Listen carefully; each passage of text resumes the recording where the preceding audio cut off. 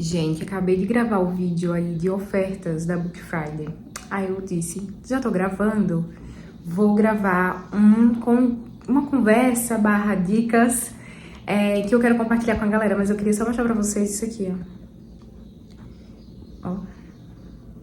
É livro espalhado por toda parte. Isso são livros que eu quero compartilhar ideias, né, listas com vocês e também os que eu divulguei na oferta. Então, assim, dá uma certa preguiça gravar vídeo, viu? Porque depois eu fico com isso tudo aqui pra arrumar. Então, o vídeo tem 15 minutos, mas o vídeo dura aí 2 horas. Vamos lá. Então, o que eu queria conversar com vocês hoje é sobre gêneros literários, então sobre algumas resistências que nós temos com relação a alguns gêneros literários. Eu não acredito que nós sejamos obrigadas a gostar de tudo, né? Obrigados a gostar de tudo. Vão ter aí gêneros que a gente não se interessa, que a gente não se anima a ler, né? Tipo, já tem tanta coisa dentro do nosso radar, né? Do nosso interesse de leitura, que tem gêneros que a gente consegue já fazer um determinado filtro, né? E isso também tem muito a ver com bagagem de leitura, né? Vivência também. Eu acredito muito que a leitura ela é diferente para cada um por conta da nossa bagagem de vida, né? Eu acho que não tem como desvincular isso. Mas também eu sei que existem alguns gêneros aí que às vezes nós nos bloqueamos a tentar a leitura porque a gente tem uma ideia errada daquilo. E eu acho que é isso que acontece com as histórias em quadrinho.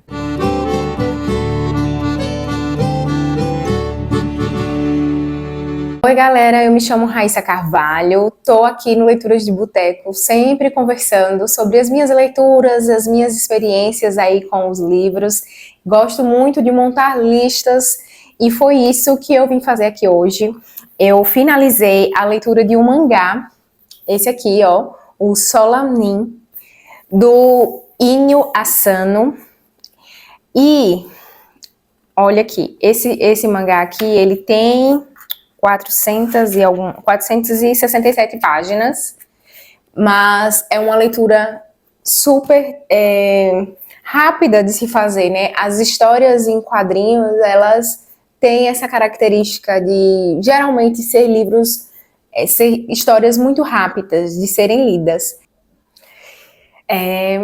Fui cortada pela memória do meu celular e voltei.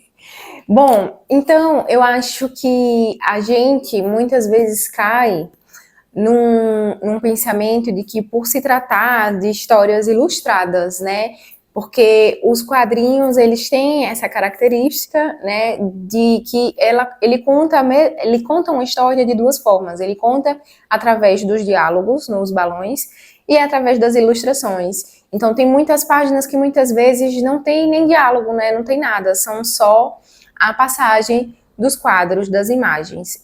Inclusive, tem quadrinhos que não tem texto nenhum, que é só um livro de leitura imagética, né? Só com as imagens. Não sei se eu falei certo isso, mas eu acho que sim. Bem, e aí, com a leitura de Solanin, eu coloquei lá nos stories no meu Instagram, que estava lendo, e fiz essa pergunta, se a galera lá, né, quem estava acompanhando os stories, se tinha costume de fazer leituras de histórias em quadrinhos, e algumas pessoas me disseram lá que não, mas que tinham curiosidade, outras que não tinham interesse, e algumas responderam que sim, que gostam, inclusive me disseram que gostavam muito desse aqui. E aí eu vou conversar com vocês um pouquinho do que se trata Solanin e vou compartilhar aqui algumas HQs que eu tenho e explicar por que eu acho que você deveria ler alguma delas e tirar talvez esse bloqueio de que histórias em quadrinhos são livros menos interessantes ou uma leitura para jovens. Aqui nós temos um casal, nós começamos a história com esse casal, que é a Meiko e o Taneda. Eles são jovens adultos. Aqui começa ilustrado, né, mas depois a história é como um mangá, então é todo em preto e branco. E esse casal, eles estão aí iniciando aquela vida adulta pós-faculdade, eles estão aí na casa dos 22 anos, 23 anos, e eles estão juntos há algum tempo, e eles estão enfrentando dificuldades da vida adulta, né? Essa transição da juventude, da falta de compromisso ou de responsabilidades tão grandes para a vida com contas a pagar, com trabalho, com horários a cumprir. E esse mangá, ele vai levantar discussões do tipo: a gente precisa passar a vida perseguindo sonhos, isso é benéfico. Até quando, né, nós devemos insistir em nossos sonhos? E outro questionamento que eu fiquei pensando muito é se os nossos sonhos, se as coisas que nós gostamos de fazer, se eles precisam se tornar uma meta de que somos bem-sucedidos, sabe? Ou se eles podem permanecer em nossa vida como uma forma de algo que gostamos de fazer, algo como um hobby, como um lazer, e encarar o nosso dia a dia, o nosso trabalho, como um compromisso inadiável. Eu não sei se eu estou sendo clara, mas aqui a questão é que eles têm um sonho de se tornarem aí uma banda, né, de terem uma banda pop no Japão, de fazer muito sucesso com isso, principalmente o Taneda, né? Ele vive esse conflito de que ele não sabe se a vida dele deu certo, ele não sabe se ele está tomando as decisões certas, e eu acho que a gente, em muitos momentos da vida, passa por esse questionamento, principalmente quando nós somos mais jovens, e em certo ponto você se identifica com os questionamentos deles. Então, assim, é um mangá que agora sai em volume único, né? Eu esqueci de mencionar, mas ele sai pela LPM Editores. Ele já foi vendido em 2 volumes, hoje ele é vendido assim, em volume único, e eu achei que o volume único, ele incentiva a continuação da leitura. Por quê? Porque quando a gente começa a leitura desse mangá, né, a gente está sendo introduzido a essa história. Então, ele passa a sensação de que é só mais um drama adolescente, não é nem mais adolescente, né, gente, mas um drama jovem, assim, ai, que saco, vai ser sobre banda, sabe? Eu comecei assim. E aí depois ele vai inserindo os questionamentos, inserindo pensamentos, reflexões bem filosóficas e melancólicas. Ele tem esse tom de melancolia, de questionamento, de tristeza, esse movimento de crescimento individual, sabe? E a gente vai vendo isso nos 2 protagonistas e no círculo de amigos deles, né? Porque tem ali mais um casal que é amigo deles, tem um que é solteiro que é amigo deles, tem uma outra menina que aparece, né, de uma outra banda. Então, assim, a gente vai entendendo que todos eles estão passando por essa fase da vida e que todo mundo em algum momento passa por esse questionamento. E engraçado que também tem alguns personagens que surgem na história que são idosos. E eles fazem a gente, enquanto está lendo, refletir, né, como foi a juventude desses idosos. Será que eles se arrependem das escolhas que eles fizeram? É muito interessante. Eu gostei muito. E como eu estava falando, eu acho que a vantagem de ler em volume único é justamente essa, você já está com ele nas mãos, então você vai dar essa chance de continuar. Talvez se eu tivesse com o volume 1, lesse para adquirir o volume 2, talvez eu não quisesse fazer a continuação da leitura, mas achei que assim ficou muito bom. Gostei de ter passado pela experiência desse aqui, no volume único. Eu gostei muito de conhecer o trabalho do Inyo Asano e queria indicar aqui para vocês como uma forma da gente tirar essa impressão de que as histórias em quadrinhos são para jovens, tá? Outra coisa, gente, vai para essa leitura aqui. Eu tive a sensação de que é um livro que pode mexer muito com a gente em algumas fases da vida. Então, assim, se você tá numa fase mais triste, mais melancólica, sabe? Se tá passando por alguma coisa mais pesada, assim, na sua vida, não vai agora não, porque ele é triste, sabe? Ele arranca ali uma casquinha, um negócio. E mesmo sendo muito bonito, sabe? Então eu acho que a gente tem que estar com a cabeça boa para fazer essa leitura. E aí, eu separei aqui outras histórias, não só mangá, mas mangá é um gênero que eu gosto muito, que tem um conteúdo muito interessante e nesse formato, né, com ilustrações, que é o formato dos quadrinhos. Vou deixar aqui a indicação para vocês dessa HQ, eu já falei dela aqui no canal, Salem, do Thomas Gilbert. Essa HQ, ela sai pela Dark Side e ela vai contar pra gente um pouquinho, né? Eu acho que é uma boa introdução para quem tem curiosidade sobre o episódio aí do Caça às Bruxas de Salem, né? Que foi um episódio horroroso na história da humanidade. E é em um formato interessante. O autor, o quadrinista aqui, ele escolhe uma figura ali emblemática daquela situação, daquele episódio histórico, e ele discorre a história a partir, né, botando ela no ponto focal, em destaque. É isso, gostei muito dessa HQ, essa edição é belíssima, ela anda aí com um preço mais baixo ultimamente, então quem quiser, tá bom para aproveitar. Outras duas HQs que eu separei aqui, elas têm um viés bem histórico também, então acho que é legal a gente pensar as histórias em quadrinhos nessa perspectiva, né, que ela pode trazer um conteúdo histórico pra gente. O primeiro é esse ícone, né, eu posso dizer, eu acredito que já é um clássico contemporâneo, assim, dentro das HQs, da Marjane Satrapi, Persépolis. Esse aqui é um volume completo, ele já foi vendido também, sequenciado, e hoje é vendido assim, né, num volume único.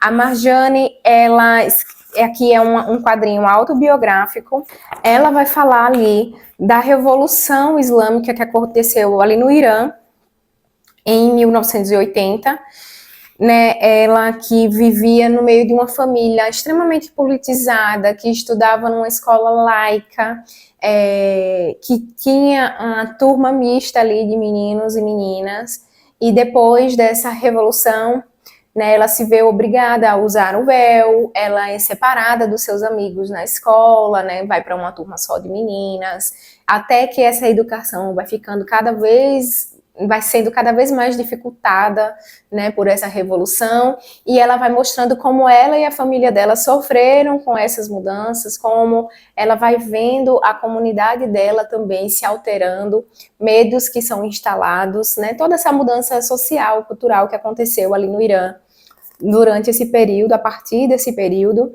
e aí é uma escolha dela e da família dela que ela parta dali, porque eles acreditam que ela não vai conseguir furar aquela bolha, sabe? Então, que ela vai embora. E aí ela vai contar, através dos quadrinhos, justamente isso, essa mudança na vida, né, no seio familiar dela, na vida social, na educação que ela recebia, né, algo que foi imposto a eles, e depois todas as dificuldades que essa mudança acarretaram quando ela precisou ir embora.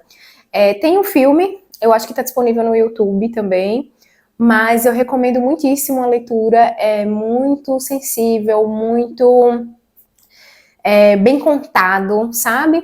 Sem passar pano para nada, mas também muito lúcido, assim, eu acho que a gente pode definir essa HQ assim, ela é muito lúcida e é muito bonita, e não é à toa que tem tantos fãs, então assim, às vezes a gente olha essa capinha assim e acha que é livros para crianças, mas não é, tá, gente? É adulto. Acho que o mais adulto de todos que vou mostrar aqui para vocês foi uma das primeiras histórias em quadrinhos que eu li, Maus. E olhando pela capa, vocês já podem imaginar do que se trata. Aqui também tem um conteúdo autobiográfico, porque o Art Spiegelman, ele vai contar a história do pai dele, foi um sobrevivente da Segunda Guerra Mundial, e ele trata aqui as pessoas como ratos ou como coelhos, e você vai... Eu fico emocionada lembrando disso aqui, porque eu tenho uma cena muito específica aqui que eu chorei quando eu vi, quando eu li, porque a HQ tem isso, né? Ela vai falar, como eu já comentei aqui com vocês, com as imagens também. Então, quando eu li o que estava acontecendo e eu vi o desenho, aquilo me impactou muito. Então, eu tenho essa cena registrada. Tanto que eu tenho muita vontade de reler isso aqui, mas eu tenho uma coisa que me impede, justamente por causa dessa cena.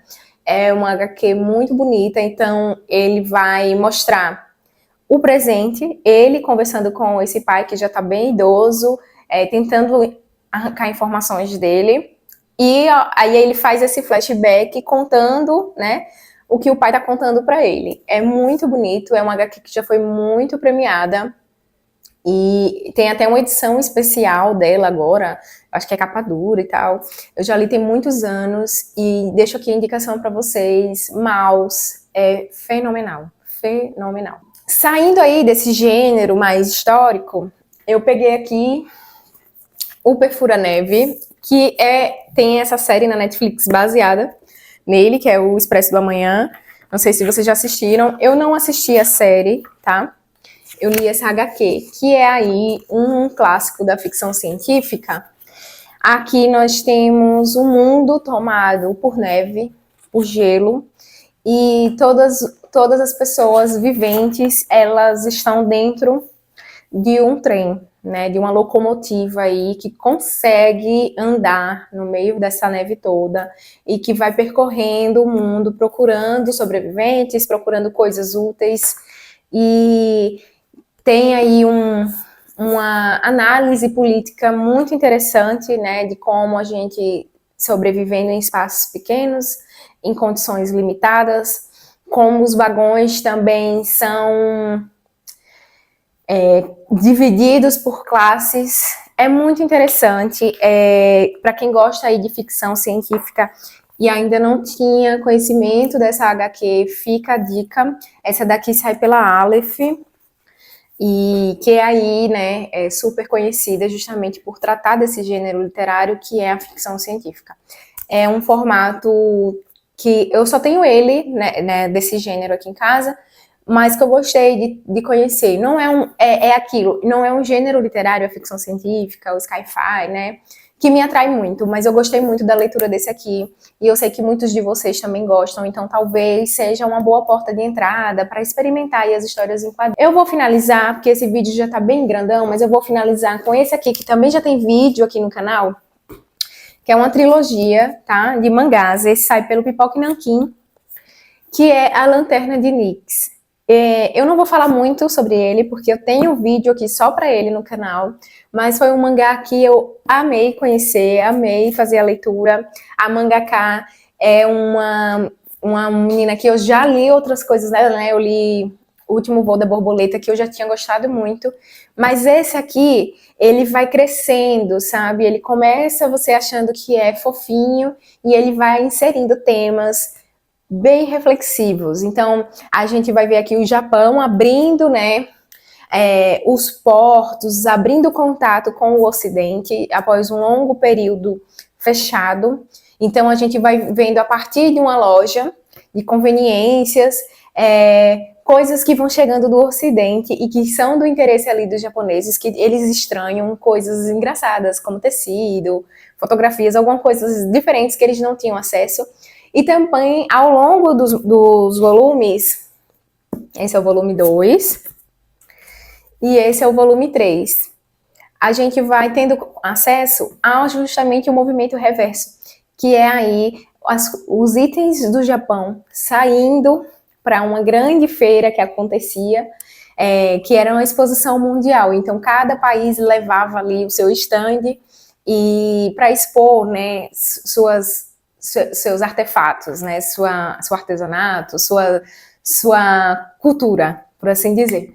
E a gente vê esse movimento também, então a gente vê os ocidentais, como eles enxergavam os japoneses e os itens do Japão ali naquele período. Indico muitíssimo, é um mangá que de vez em quando aparece oferta, então vale para ficar de olho. São grandões, mas a gente lê assim, ó, não piscar de olhos, é maravilhoso, indico demais a leitura. Quero que vocês deixem o like de vocês aqui e me digam aí nos comentários como é o seu relacionamento com as histórias em quadrinhos e se você tem alguma para me indicar. Tá bom, gente? Um cheiro e até a próxima.